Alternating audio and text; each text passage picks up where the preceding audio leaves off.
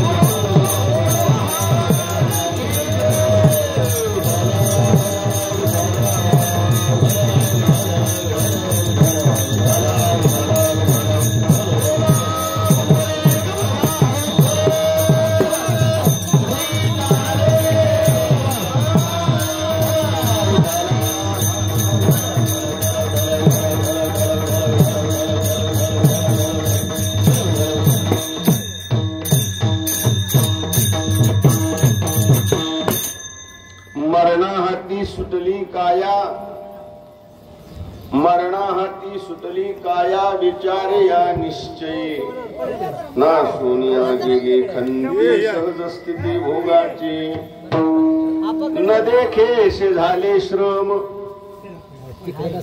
न देखेशे झाले श्रम आलेवर महताही आवाज थोडा कमी करा विकू कमी करा विकू कमी करा न देखेशे झाले श्रम आलेवर महताही ना सोनिया गेली खंती सहज स्थिती भोगाची तुका म्हणे कैची कीव तुका म्हणे कैची कीव कुठे जीव निराळा ना सोनिया गेली खंती सहज स्थिती भोगाची पांडुरंगा करो प्रथम नमन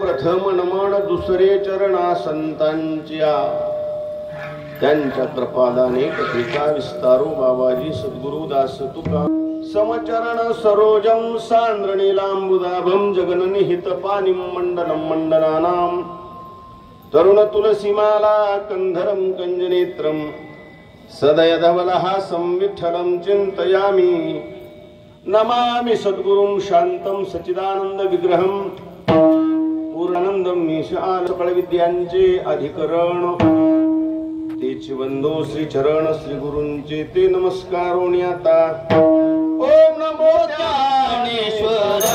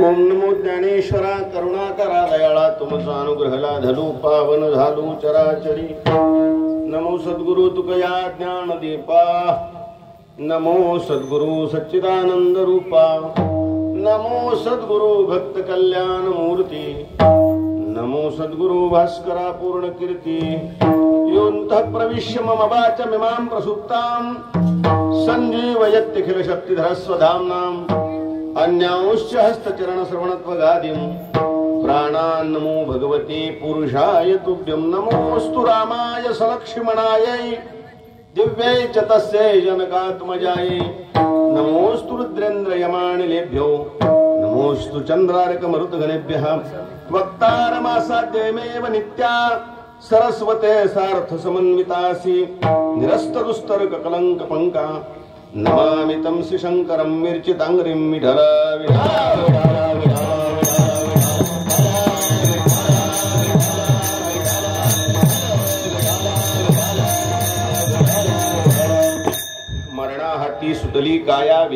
या निश्चयी नासोनिया गेली खंती सहज स्थिती भोगाची प्रस्तुत प्राप्त प्रसंगी भगवंताच्या सेवेकरिता निवडलेला अभंग संतश्रेष्ठ जगद्गुरु तुकोबारायांचा आहे. या अभंगामध्ये जगद्गुरु तुकोबार आहे जनराहाटी माझी असणार सगळं रेकॉर्ड तोडून आपल्या जीवनात घडलेली क्रांती सांगतात.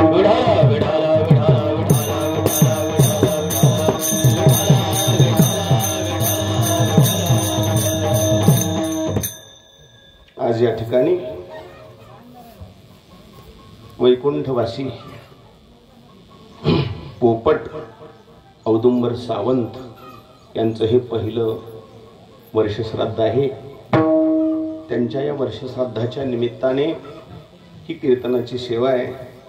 त्यांची पत्नी उज्ज्वलाताई आहेत, त्यांचा मुलगा सागर, मुलगी माधुरी, या सर्वांच्या माध्यमातून या सेवेचा योग अट्टहास या ठिकाणी आहे.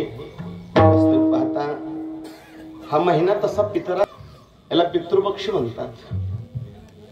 आजच्या दृष्टीनं किंवा आजच्या लोकांच्या दृष्टीनं हा महिना फार महत्वाचा आहे. विठाला विठाला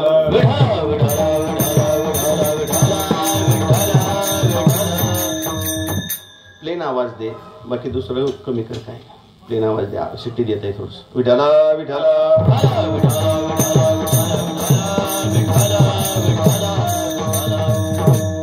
श्राद्ध कर्म विधीसाठी हा महिना फार महत्वाचा आहे. पितरांच्या अतृप्ततेला तृप्त करण्यासाठी हा महिना फार महत्वाचा आहे. आवाज कमीच ठेवा, पकवाजाचंही थोडं थोडं कमी करा, याचाही मध्यम ठेवा. विठाला विठाला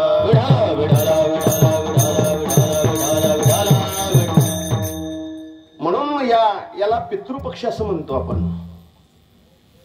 प्रत्येक जीवाचं कर्तव्य आहे की जीवनामध्ये देव तृप्त व्हावा, अतिथी तृप्त व्हावा. याने समाधान मिळेल का नाही माहित नाही, ऐहिक सुखाबद्दल बोलतोय. पण ज्याची पितरा तृप्त असतात त्याच्या ऐहिक समाधानाला कुणी हिरावू शकत नाही. पितृतृप्ती फार महत्वाची आहे, कारण पितृतृप्त जर नाही झाले तर या जीवाला समाधान लागत नाही. हा शास्त्राचा सिद्धांत आहे. म्हणून एखाद्या अतृप्त माणसाचं वर्णन करत असताना, पापी माणसाचं वर्णन करत असताना तुकोबाराय म्हणतात देव अतृप्त आहे असं नाही. आहा कटा त्याची करीती पितर. तर पितर त्याच्या नावाने आहा कटा म्हणजे बोट मोडतायत का? वंशी दुराचारी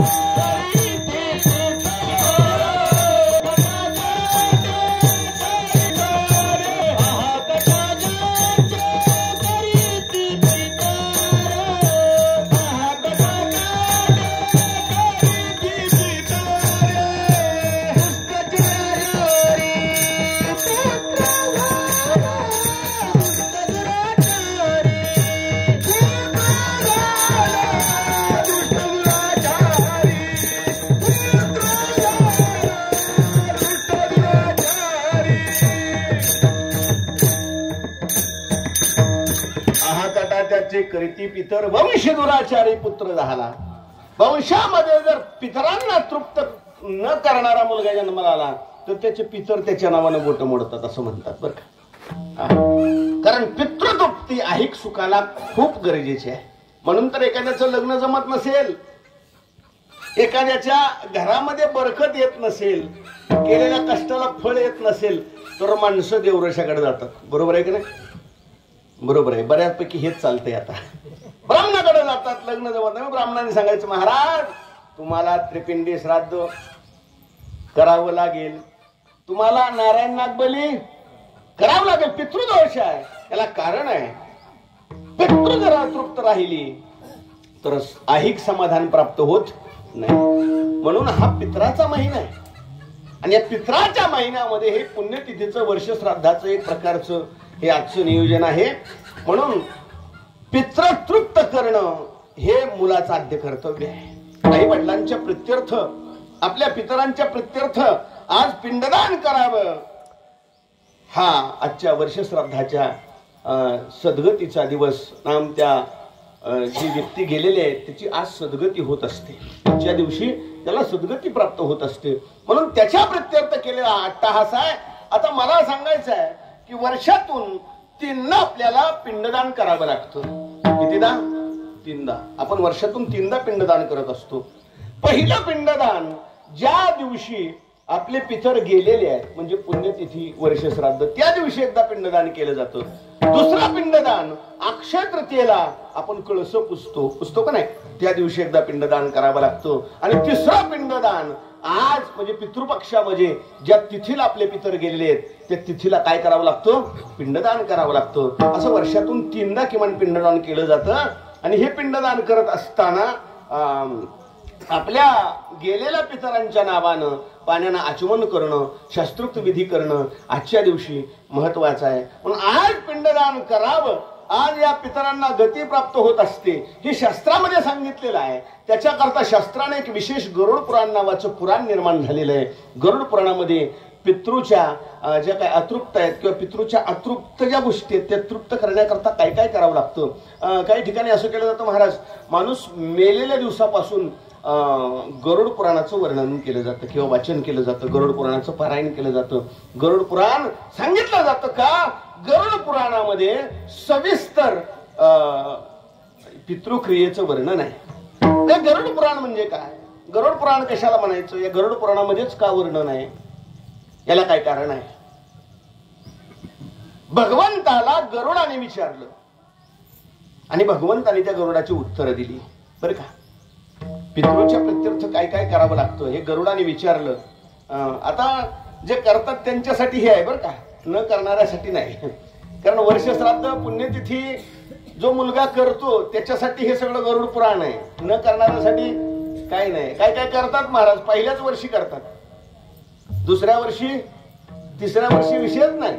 एकदाशी उरकून टाकलं, पाहुण्या रावळ्यांच्या आयर घेऊन मोकळा झाला, विषय संपला. इथपर्यंत नाही. एकदा असंच झालं, भोसरीला कीर्तन होतं माझं. पहिलंच वर्ष श्राद्ध होतं बरं का सर. पहिलंच वर्ष श्राद्ध कीर्तन झालं. टाळकरी होते, आळंदीतून विद्यार्थी नेले होते. मस्त सेवा झाली आणि सेवा झाल्यानंतर तो मुलगा माझ्याकडे पळत आला. दर्शन घेतलं. म्हणला महाराज हे वर्ष श्राद्ध, हे टाळकरी, हे अन्नदान, हे किती दिवस करावं लागतं हा सगळा राडा? आता हा सगळा राडा म्हटल्याबरोबर माझ्या लक्षात आलं, ह्याच्या जीवावर आले. किती वर्ष करावं लागतं? मी म्हणलं बाळा तुम्ही भाऊ किती? म्हणलं 2 जण. म्हणलं प्रॉपर्टी किती आहे? म्हणलं बापाने इथे 1-2 प्लॉट घेऊन ठेवलेत, गावाकडे काही जमीन आहे, एवढंच आहे. मग ठीक आहे म्हणलं, तेवढं जोपर्यंत आहे तोपर्यंत कर, ती संपलं की बंद कर. हे किती दिवस करावं हे महत्वाचं नाही. आई वडिलांविषयी असणार प्रेम, जिवंत आहेत तोपर्यंत आई वडिलांची सेवा करणं आणि गेल्यानंतर आई वडिलांच्या प्रत्यर्थ पिंडदान करणं हे फार महत्वाचं आहे. जोपर्यंत आई वडील आहेत ना, माता पितर केवळ काशी, तिने न जावे तीर्थाशी. त्याला बाहेर जाण्याची शास्त्राने सुद्धा मातृदेवो भव पितृदेवो भव. पहिल्यांदा आई, नंतर वडील. बघा ते देव आहेत. म्हणून तर शास्त्र, वेदातले वाक्य आहेत महाराज. मातृदेवो भव आपण सहज म्हणतो, पितृदेवो भव हे वेद वाक्य आहेत. शास्त्राने आई वडिलांना देव म्हटलेला आहे. म्हणून आई वडील जिवंत असताना आई वडिलांची सेवा करणं आणि आई वडील गेल्याच्या नंतर बरेच लोक म्हणतात महाराज आम्हाला आई वडिलांची सेवा करण्याची इच्छा आहे. नाही असं नाही, पण आमचे वडील लय खडूस आहेत हो. म्हातारा नीट बोलतच नाही. काय म्हणतात? बरोबर आहे की नाही? बरेच जण हसले. म्हणजे असं आहे, म्हातारा लय आगाव आहे, लय बोलतं, त्याची कशी सेवा करायची? किती आगाव असू दे, हिरण्यकशिपू एवढं तर आगाव नाही. प्रल्हादाला हिरण्यकश्यपूनं काय केलं? तेलाच्या कढईमध्ये टाकलं होतं उकळलेल्या. तुम्हाला तर नाही टाकलं. एवढंच काय, जाळून मारण्याचा प्रयत्न केला, नाना तऱ्हेचे प्रयत्न केले, पण त्या हिरण्यकश्यपूला सुद्धा प्रल्हादाने मोक्ष दिला. लक्षात ठेवा, भगवान परमात्म्याला त्याला मारण्याकरता अवतार घ्यावा लागला. एवढं प्रल्हादाचं पुण्य. प्रल्हादासी पिता करीतो राजनी परितो मने स्मरी नारायण. लक्षात ठेवा, प्रल्हादासारखा मुलगा आणि हिरण्यकश्यपू सारखा बाप असं तर आपल्या घरात नाही. किती वडील वाईट, किती आई वाईट असेल, पण काही एवढी तर नाही ना. काय काही काय महाराज, प्रभू रामचंद्राला वनवास दिला, काही एवढी तर वाईट आई नाही ना आपली. दिला का नाही? आपल्याला आईनं वनवास दिलाय का? आपणच आईचा वनवास करतो. काही एवढा तर वनवास नाही आपल्याला. आपला प्रभू रामचंद्र एवढा तर वनवास नाही ना. एक लक्षात ठेवा, आई किती वाईट असू द्या, बाप किती वाईट असू द्या, पण ते आपल्यासाठी देव आहेत. वाईट नसतातच हो, ते आपल्या हिताच सांगत असतात. बर का, हिताच सांगत असतात. ते आपल्याला हिताचं वाटत नाही, ती गोष्ट सोडा. आई किती बोलणारे असू द्या, कैकेयीने प्रभू रामचंद्राला वनवास दिला, पण प्रभू रामचंद्राने कैकेयीचेच पाय धरले अगोदर. प्रसंग रामायणातला आहे. वनवास संपला, रावणाचा वध झाला, आणि रावणाचा वध झाल्यानंतर प्रभू रामचंद्र, लक्ष्मणजी आणि सीतामाता येत आहेत. सगळी अयोध्या त्यांच्या स्वागतासाठी सीमेवरती गेली. तिकडून हे तिघ येतात, हनुमंतराय बरोबर आहेत, सगळेजण तिकडून येतात. पळत गेले, सगळ्यांनी आलिंगन दिलं, आरत्या घेऊन प्रत्येकाच्या पत्न्या समोर आलेल्या आहेत. हा क्षण चालू आहे. कौशल्या, सुमित्रा समोर उभी आहे. प्रभू रामचंद्र बघतायत की अयोध्या सगळी माझ्या स्वागताला आलेली आहे. काय आनंदाची गोष्ट आहे. सगळी अयोध्या आज नटते, गुडिया तोरणे अशी परिस्थिती झालेली आहे. आणि समोरून सगळी अयोध्या बघितली, पण प्रभू रामचंद्रांचे डोळे मात्र अयोध्येवरती स्थिर नव्हते. कौशल्याला बघितलं, सुमित्रेला बघितलं, पण माझी एक आई दिसत नाही म्हणून प्रभू रामचंद्रांचे डोळे इकडे तिकडे बघतायत, फिरतायत, इकडे तिकडे मान वळवतात. प्रभू रामचंद्र चंचल स्थितीत आहेत की माझी कैकेयी कशी आली नाही, कैकेयी कशी आली नाही. विठाला विठाला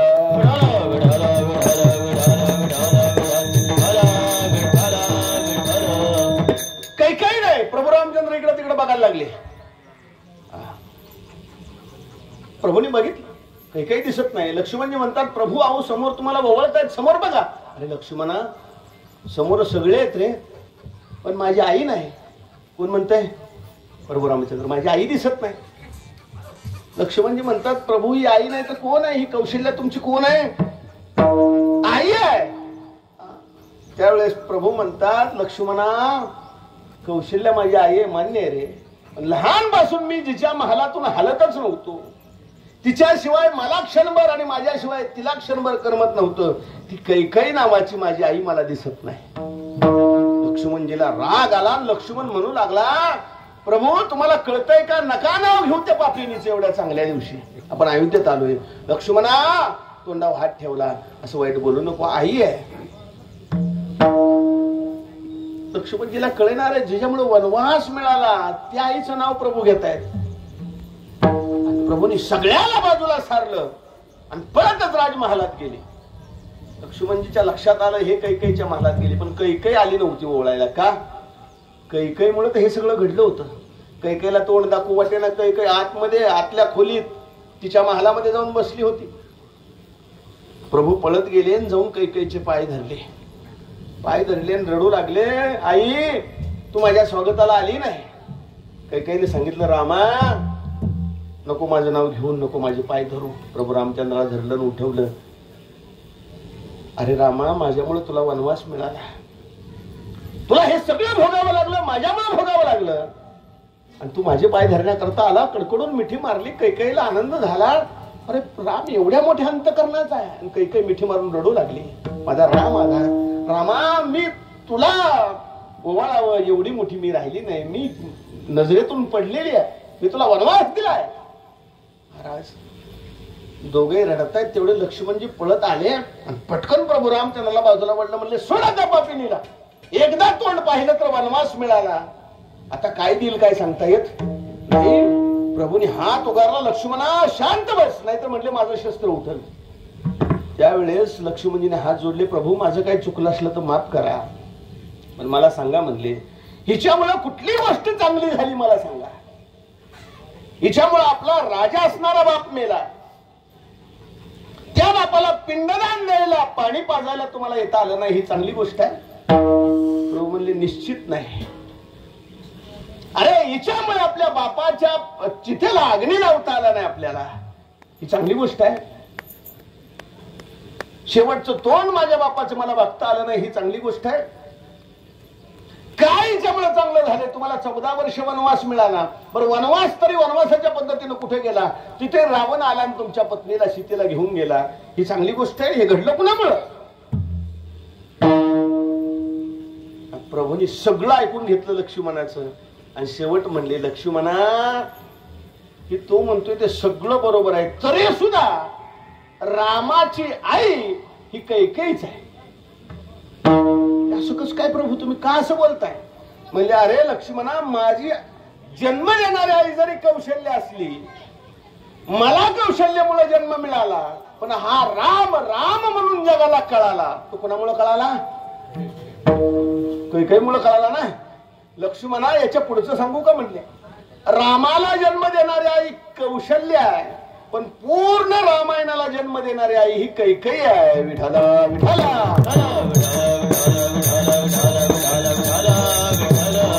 कैकेयी नसती तर रामायण घडलं असतं का? प्रभू रामचंद्र आपल्याला कळाले असते का? मला सांगायचं आहे, आई कितीही वाईट असली तरी कैकेयी एवढी तर वाईट आहे तुमची आई नाही. म्हणून जिवंत असताना सेवा करणं हा मुलाचा धर्म आहे, आणि गेल्यानंतर त्याच्या प्रित्यर्थ त्यांच्या प्रित्यर्थ पिंडदान करणं एवढंच. काय महाराज, पिंडदान तुम्ही आम्ही केलं असं नाही, संतांनीही केलं. पिंड पदावरी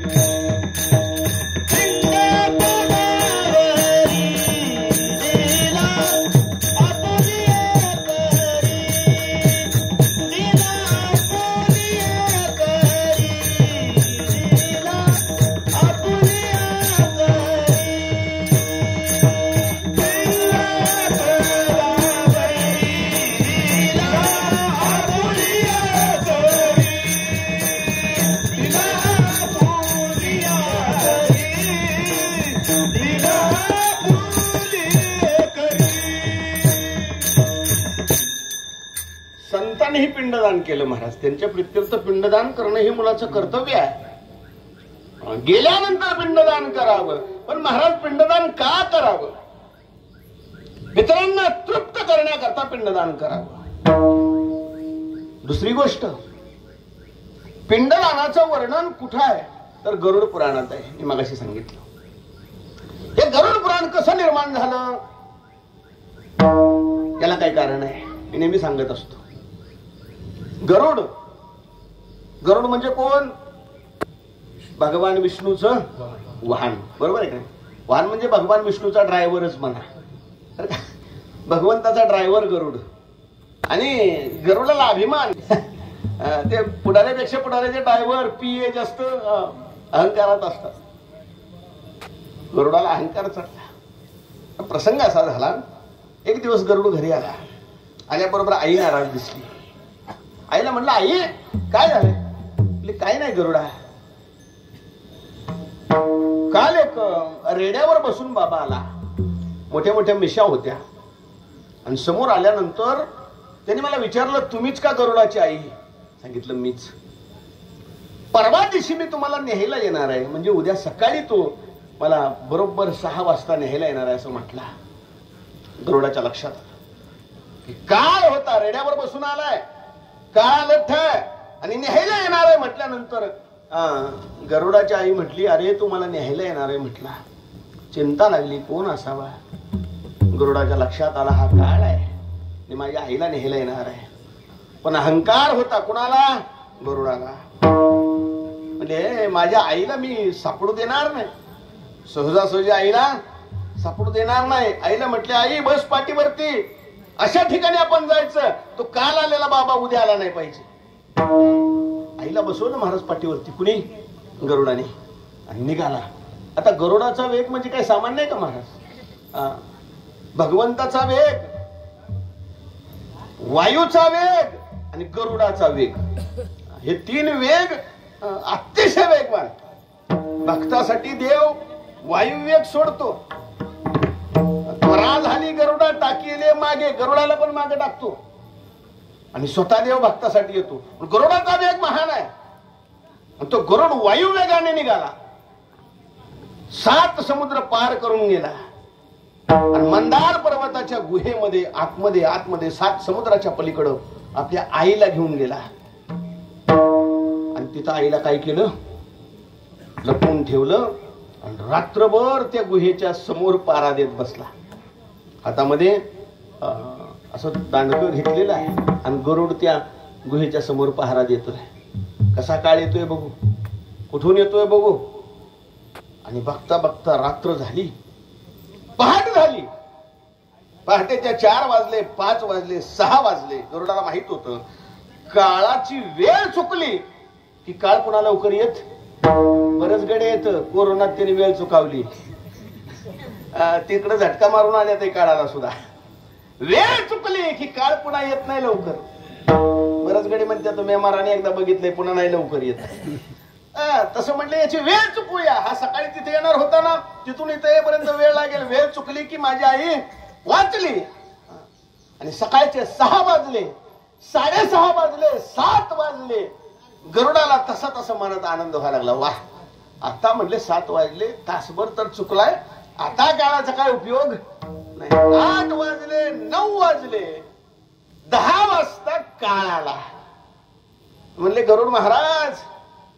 गरुड हसा लागला. काळा दिला का नाही झटका? म्हणले तिथून तुला इथे यायला 10 वाजले का नाही? म्हणले दिला का नाही झटका?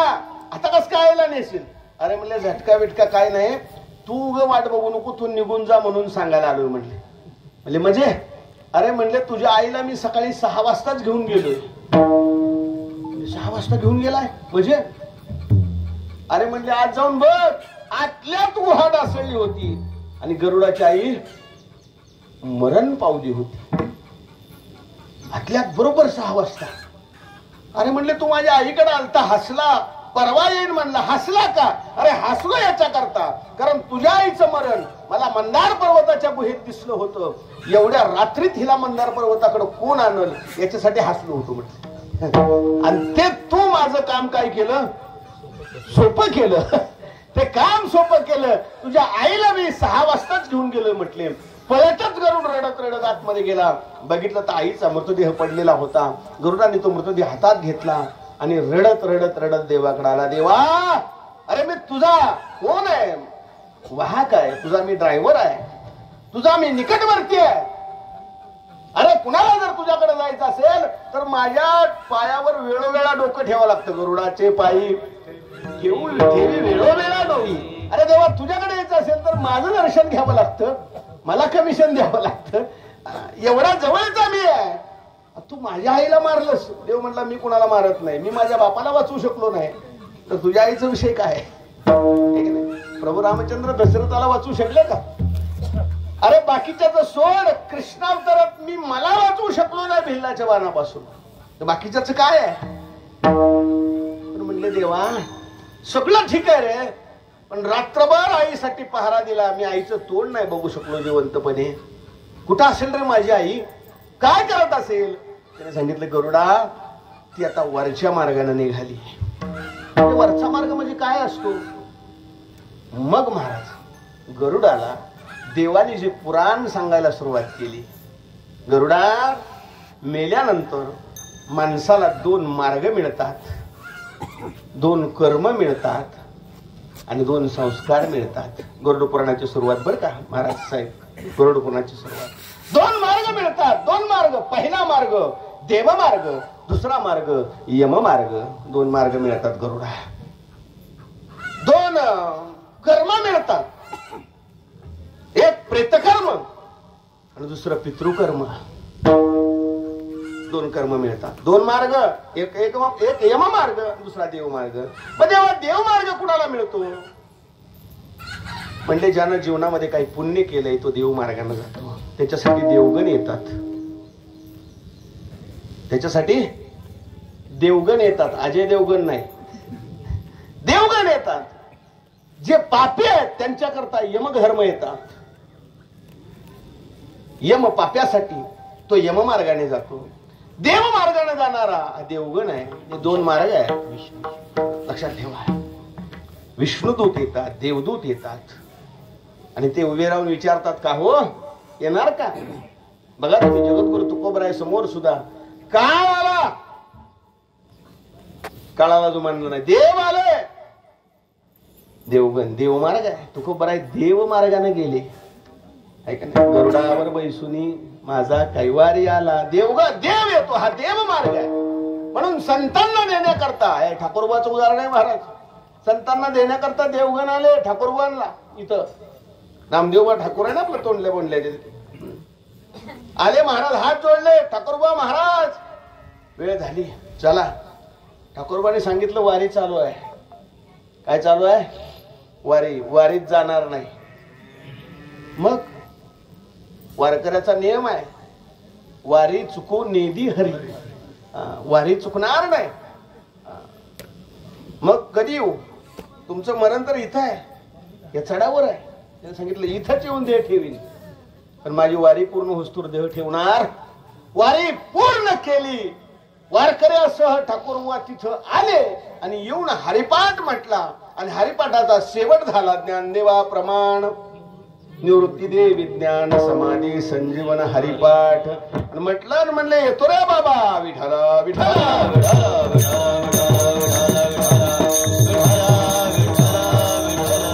देवमार्ग आहे. मरण महाराज सहजासहजी संतांचं मरण हे देवमार्गानं असतं. म्हणजे सद्गुरु जोग महाराजांचं उदाहरण आम्ही नेहमी सांगत असतो. सद्गुरु जोग महाराज, ज्या संस्थेत आम्ही शिकलो ना, जोग महाराज पुण्यामध्ये वायसीएम हॉस्पिटलला ऍडमिट होते. कोण? जोग महाराज ऍडमिट होते. महाराजांची प्रकृती बिघडत चालली होती. मामासाहेब दांडेकरांनी विचारलं, डॉक्टर काय परिस्थिती आहे? म्हणले परिस्थिती गंभीर आहे. मामासाहेब जोग महाराजांच्या जवळ आले. जोग महाराजांनी जवळ बोलवलं.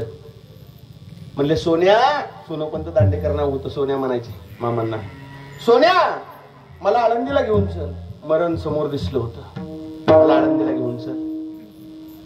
मामासाहेब दांडेकरांनी डॉक्टरला विचारलं, डॉक्टर जोग महाराज म्हणतात मला आळंदीला घेऊन चल. डॉक्टरांनी सांगितलं, आत्ता तोंडाचं जर हे काढलं ना, ते काय श्वास घ्यायचं असतं, ते ऑक्सिजन काढला ना, तर 1 मिनिटामध्ये जोग महाराजांचा प्राण जाईल. मामासाहेब पळत आले, महाराज तोंडाचा ऑक्सिजन काढून चालत नाही, तुमचा प्राण लगेच जाईल. कोण म्हणतं असं? जोग महाराज करारी स्वभावाचे होते. कोण म्हणतं असं माझा प्राण जाईल? म्हणजे डॉक्टरांनी सांगितलंय. म्हणजे बोला डॉक्टरला. डॉक्टरला बोलवलं. हे डॉक्टर, तुला कुणी सांगितलं माझा प्राण लगेच जाईल म्हणून? ते म्हणले, महाराज तुमची कंडिशन गंभीर आहे, नाजूक आहे, तुम्ही लगेच मारणार. सांगितलं, डॉक्टर या दवाखान्यात मारण्यासाठी मी एवढं हलकट पुण्य केलेलं नाही म्हटले. तर काय दवाखान्यात मारणे एवढं हलकट पुण्य मी केलं नाही. होते जोग महाराज तसे. महाराज काशीला गेल्यानंतर गंगेत ते पाणी सोडावं लागतं ना, पाणी सोडावं लागतं. लोकमान्य टिळक हे बरोबर होते, जोग महाराज हे समकालीन. काशीत गेल्यानंतर सगळेजण उभे राहिले, सगळ्यांच्या हातात पाणी दिलं आणि म्हणले, संकल्प सोडा. ते बामणा असतात बघा, काशीत गेले की पाणी देतात. पापोहम पाप कर्माहम पापात्मा पाप संभवः कृपया त्राहिमाम गंगे सर्व पाप हरा भव, म्हणून पाणी सोडायला लावतात. कोण? ती ब्राह्मण. असं पाणी जोग महाराजांच्या हातात दिलं. जोग महाराज म्हटलं कशासाठी तर दिलं असेल. म्हणजे श्लोक म्हणायला सुरुवात केली, पापोहम पाप कर्माहम. त्या पटकन तोंडावर हात ठेवला बामना. दे बामना, बस म्हणले. पाणी टाकून दिलं. काय म्हणतोस? पापोहम म्हणजे काय पाप केला असेल तर, पापकर्म केला असेल तर सगळं गंगे हरण कर. अजिबात नाही म्हणले. जन्मात पापच केलं नाही. काय केलं नाही असं कोण म्हणते का? महाराज तरी म्हणतील का? महाराज लोक तर आधीला बाड बोलतात. साळमुखात असले तर कोळेगावात आहेत म्हणून सांगतात. महाराज लोकांनी म्हणले लोक हसले बघा. पापच केलं नाही असं म्हणणारा महात्मा जोग महाराज. डॉक्टरांनी सांगितलं काढून टाका. मामासाहेबांना सांगितलं सोन्या मला आता रथात त्या बग्गीत घाल आणि चल आळंदीला घेऊन. शेवटी हट्ट केला महाराज. बग्गीमध्ये घातलं. 1.5 तास बग्गी चालत होती. त्या काळचा प्रवास होता पुणे ते आळंदी. 1.5 तास बग्गी चालली. प्रत्येक वेळेस जोग महाराजांनी विचारायचं सोन्या आली का आळंदी? मामाने सांगायचं महाराज 20 मिनिटात येईल. बघता बघता बघता आळंदी आली. इंद्रायणीचा पूल आला आणि विचारलं सोन्या आळंदी आली वाटतं. तेव्हा जोग महाराज म्हणले, मामासाहेब म्हणले महाराज आळंदी आली. म्हणले मला इथं उतरव, इंद्रायणीचं स्नान घाल, माऊलीचं दर्शन करू दे आणि मला घासवाले धर्मशाळेत ने. उत्तरेकडे तोंड केलं आणि सांगितलं सोन्या आता येतो सगळं सांभाळा. त्या काळात संस्था मोठी होती आणि स्वतःहून येतो म्हणून प्राण सोडणं त्याला म्हणतात देवमार्ग.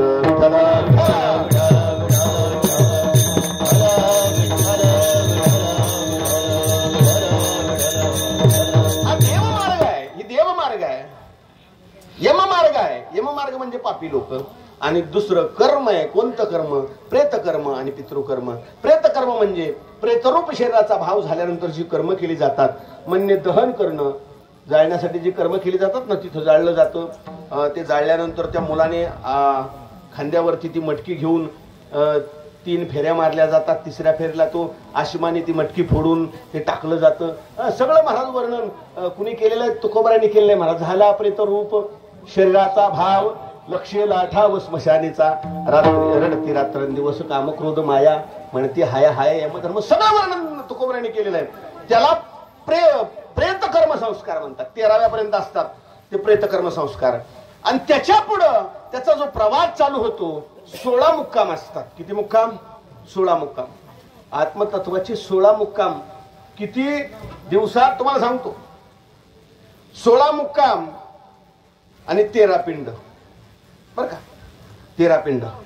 10व्याचा पिंड बरोबर पहिल्या महिन्यातला जो 13व्या दिवशी पिंड येतो तो दुसरा पिंड. आणि तिथून पुढं 10 पिंड, 11 पिंड, 12वा आणि 13वा असे 13 पिंड.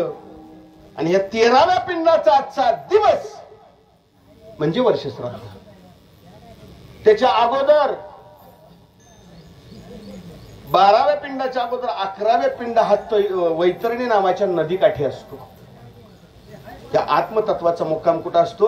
वैतरणी नावाच्या नदीकाठी.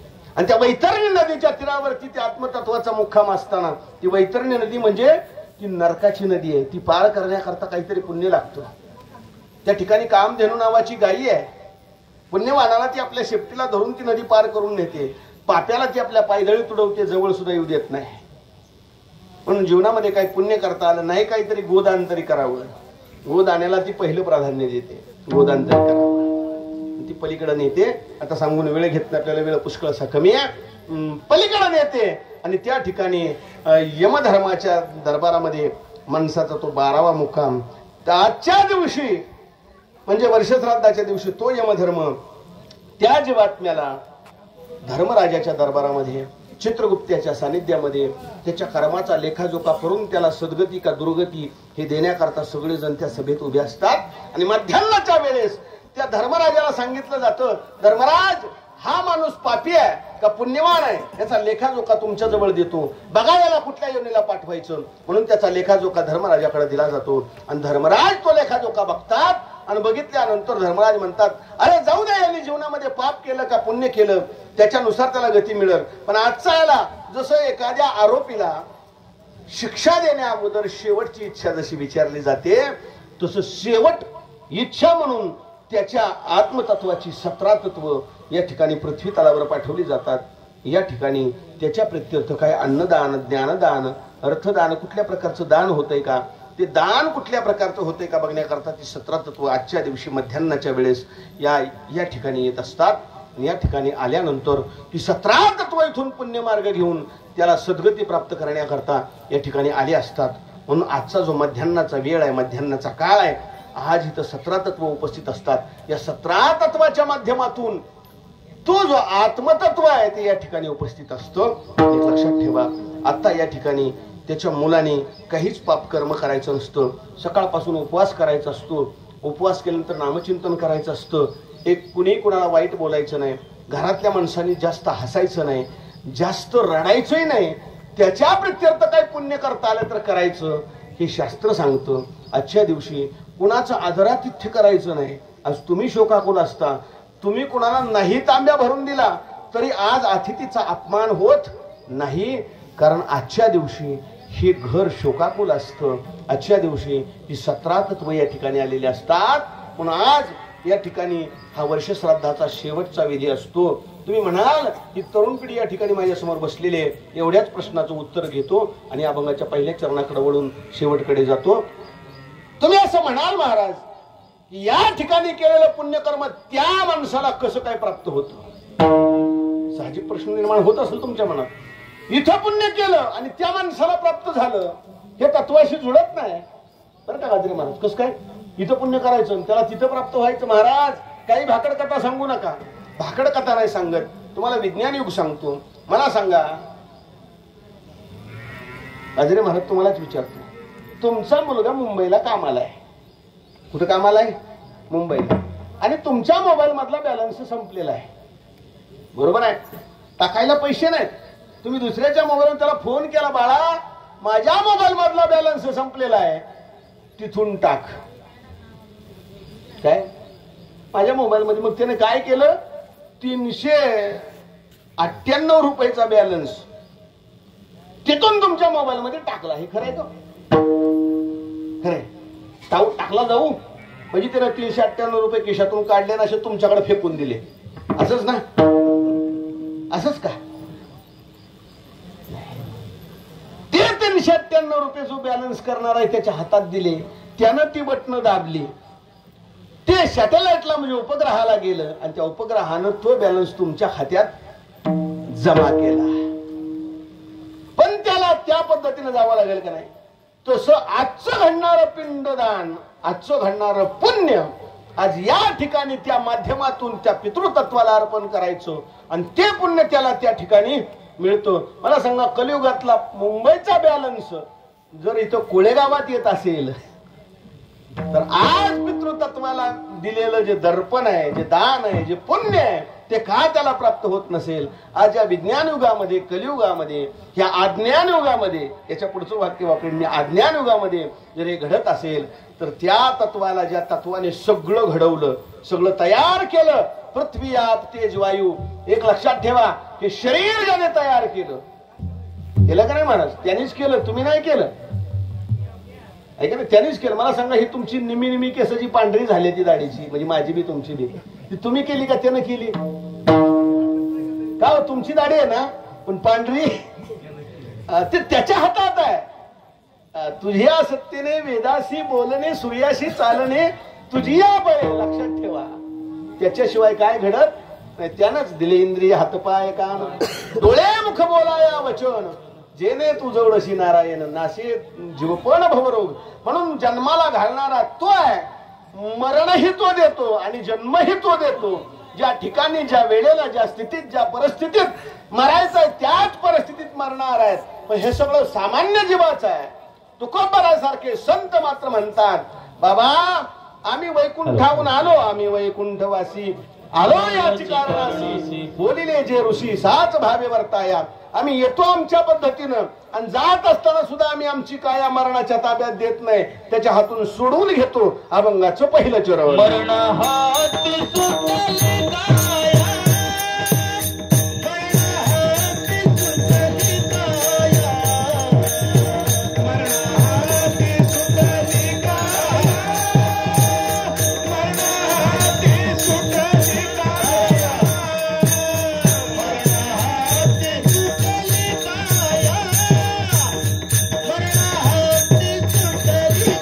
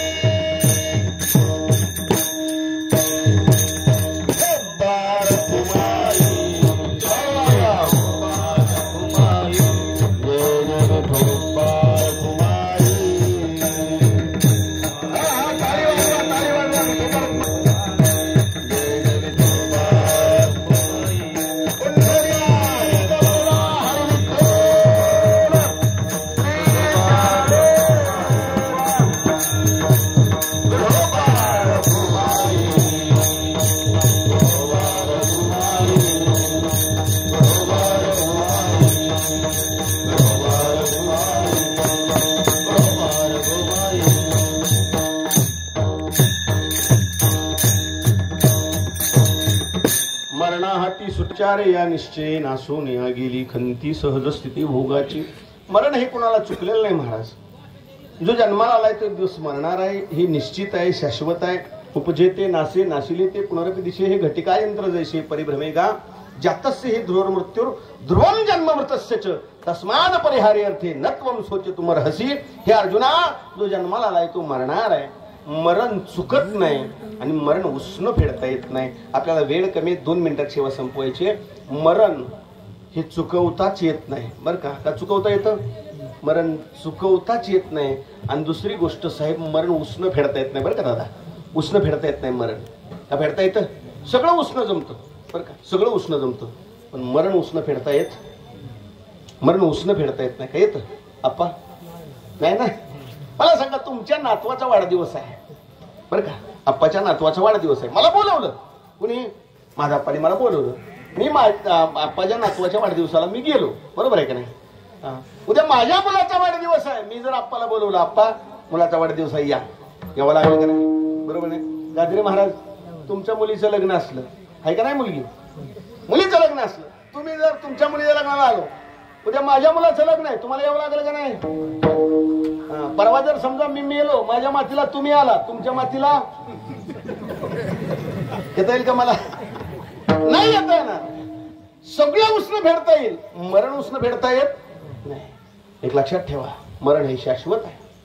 म्हणून तर जातस्य ही ध्रुवोर निश्चित ध्रुवम जन्म मृतस्य च तस्माद परिहार्यार्थे. अपरिहार्य अर्थ आहे, जो अपरिहार्य आहे, एक दिवस जाणार आहे. म्हणून जो येणार आहे तो जाणार आहे, एवढंच लक्षात ठेवा. एक दिवस जायचंय आणि आता जे आहे ते संग न्यायचं नाही. म्हणून बांध कोरायचं बंद करा, डाळिंब चोरायचं बंद करा, फॅटी डिग्रीत कमी जास्त करायचं बंद करा. म्हणून एक लक्षात ठेवा, मरण डोळ्यासमोर ठेवून जो जगला त्यानं आयुष्यात कधीच पाप करणं शक्य नाही. संतांनी मरण डोळ्यासमोर ठेवलं, पण तुकोबरायचं जीवन हे उज्ज्वल सज्ज्वल का झालं याला कारण आहे. तुकोबराय म्हणतात, मरणा हाती सुटली काया. मरणाच्या हातात काया सुटली हा एक अर्थ आहे, आणि मरणाच्या हातून काया सोडवली हा एक अर्थ आहे बरं का. मरणा हाती सुटली काया. सुटली म्हणजे काय मला सांगा साहेब. एखाद्या दिवस मी तुमच्याकडून 1000 रुपये घेतले समजा, नाही घेतले पण घेतले समजा, एकदा मागितले, साहेब 1000 रुपये महाराज, 1000 रुपये द्या की तेवढे फोन पेला पाठवा. तर मी एकदा नाही पाठवले, 2दा नाही पाठवले, 3दा नाही पाठवले, तुम्ही काय म्हणणार? महाराज द्या की 1000 रुपये. शेवटी मी देईनच म्हणल्यानंतर तुम्ही काय म्हणणार? महाराज तुम्हाला 1000 रुपये सुटले, 1000 रुपये मला नको. तसे तुकोबाराय म्हणतात, मरणा हाती सुटली काया. सोडून दिली मरणाच्या हातात काया. आणि दुसरी गोष्ट, मरणाच्या हातून काया सोडवून घेतलीच ना महाराज तुकोबारायांनी. मरणाच्या हातात जाऊ दिलं नाही महाराज. मानव देह घेऊन निज धामा गेले गा. लक्षात ठेवा. म्हणून तुकोबारायची ही क्रांती आहे. मी पहिल्यांदा सांगून गेलो की जगद्गुरु तुकोबारायांनी क्रांती केली.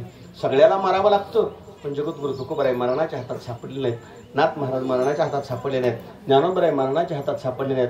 कबीर महाराज मरणाच्या हातात सापडले नाहीत.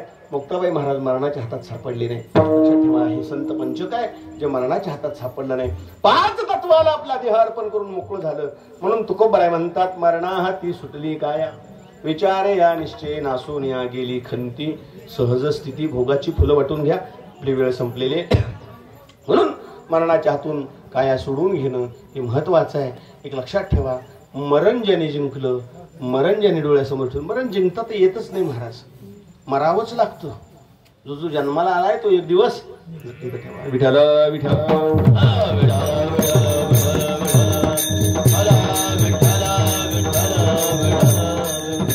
म्हणून मरण डोळ्यासमोर ठेवून तुकोबाराय म्हणतात, आम्ही जगतो मरणा हाती सुटली काया.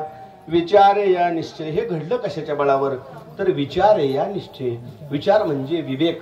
विवेक म्हणजे काय? विवेक या शब्दाचा अर्थ चांगलं काय आणि वाईट काय हे जाणून घेण्याला विवेक म्हणतात. शंकराचार्यांनी सुंदर व्याख्या केली महाराज. अपरोक्ष अनुभूती नावाचा ग्रंथ आहे. त्यामध्ये विवेकाची व्याख्या करत असताना शंकराचार्य म्हणतात, नित्यात्मस्वरूपम ही दृश्यम तद विपरीतगम एवं यो निश्चित सम्यक विवेको वस्तुनास्तवय. म्हणजे काय? नित्य आत्मस्वरूपम ही. आत्मस्वरूप फक्त नित्य आहे. दृश्यम तद विपरीतगम. हे दृश्य जगत आहे. गम म्हणजे जाणार आहे. दृश्यम तद विपरीत, त्याच्या विपरीत सगळं असणार हे दृश्य आहे. हे जाणार आहे. हे ज्याला कळालं त्याला विवेक म्हणतात. पण आम्हाला हे कळालं की हे सगळं जाणार आहे. देह जाणार जाणार, याशी काळबा खाणार, हे सगळं आम्हाला कळालेलं आहे. म्हणून आम्ही याच्या नादाला लागलो नाही.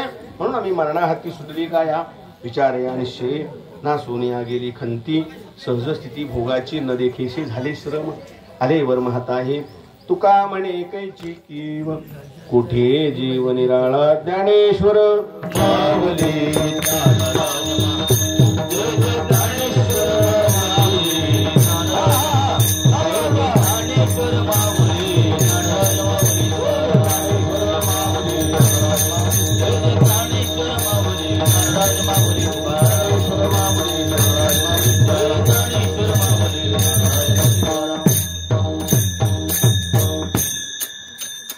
या ठिकाणी वैकुंठवासी पोपट औदुंबर सावंत यांच्या या प्रथम वर्ष श्राद्धाच्या निमित्ताने या ठिकाणी सर्व दिग्गज क्षेत्रातील मंडळी, राजकीय असतील, सामाजिक असतील, काही पाहुणे आपतेष्ट मंडळी आहेत, आमचे वारकरी मंडळी, साहेबरावांसारखी जुनी मंडळी या ठिकाणी बसलेली आहेत. जी सगळी जुनी ज्येष्ठ गाजरे महाराज आहेत, ही सगळी महाराज मंडळी या ठिकाणी उपस्थित आहेत. हे पाहुणे मंडळी आहेत, तांदूळवाडीकर मंडळी आहेत, कोळेगावकर आणि परिसरातील मंडळी आहेत, सारखी ज्येष्ठ मंडळी सगळी या ठिकाणी बसलेली आहेत. यांच्या समवेत सर्व महिला मंडळ, विनेकरी, टाळकरी, आमचे मृदंगाचार्य, तुमच्याच गावचा मृदंग मणी आता तयार झालाय. मला वाटतं आता बाहेरची आणायची काही गरज पडत नाही. आमचा रोंगे, शंकर रोंगे चांगला आता वाजवायला लागलाय.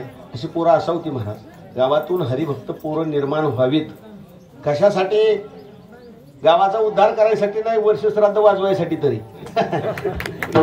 वर्ष श्राद्धाची कीर्तन तरी वाजवायला कोण आहे महाराज? किंवा अशी म्हणून ही सगळी मंडळी या ठिकाणी उपस्थित आहे. आमचे रामदास महाराज आहेत, आमचे कुसमटचे सुनील गुरव आहेत, आमचे महादेव, ही सगळी मंडळी आहे. आमचे कोळेगावकर सगळे टाळकरी आहेत. या ठिकाणी सगळी आपतेष्ट मंडळी उपस्थित. यांच्या समवेत आजचा हा वर्ष श्राद्धाचा कार्यक्रम खऱ्या अर्थानं आजचं वर्ष श्राद्ध म्हणजे तसं भाग्याचंच. कारण का आजच्या दिवशी वर्ष श्राद्ध होणं, पितृपक्षात वर्ष श्राद्ध होणं हे तितकंच तोलामोलाचं आहे. मला आनंद वाटला की त्यांच्या या ठिकाणी पितृपक्षामध्ये वर्ष श्राद्ध होते. तसा हा दुःखाचा जरी दिवस असला तरी सुद्धा पितृपक्षात तृप्ती व्हावी, मृत्यू व्हावा. आज पिंडदान केल्यानंतर खऱ्या अर्थानं पितृतृप्ती होत असते. म्हणून अगदी शास्त्रोक्त पद्धतीने ते पिंडदान व्हावं याची काळजी घेऊन जर आज केलं तर निश्चित भविष्यात त्या पिढीला कुठले दोष राहत नाहीत. पण पुन्हा एकदा त्यांच्या कुटुंबालाही धन्यवाद देईन आणि माझ्या वाचेला पूर्ण एकदा जगद्गुरु तुकोबरायांचं मोठ्या प्रेमाने भजन करूया आणि सेवा समाप्त करूया. तुकाराम तुकाराम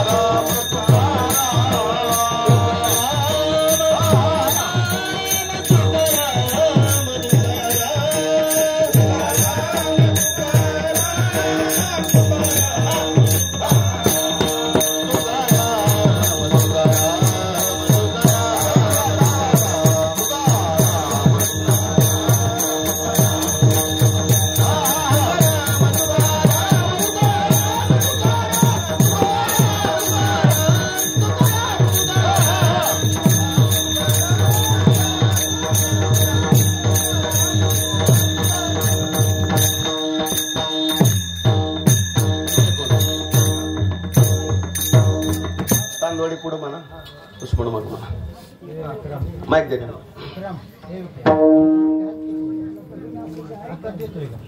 अजून एक जण या विकास, अजून एक जण उघडून टाकला की हातात खांद्यावर टाकणं असं आहे ना इकडे. तुम्ही म्हणा